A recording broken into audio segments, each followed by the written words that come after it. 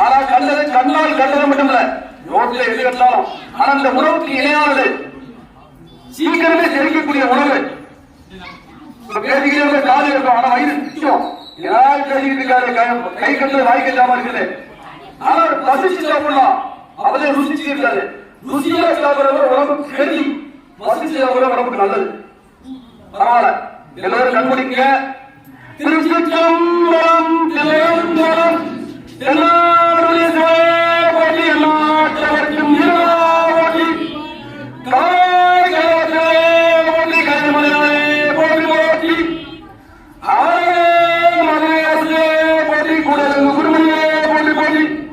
இந்த உணவை கொடுத்த சொல்லுங்க விவசாயிக்கு நன்றி.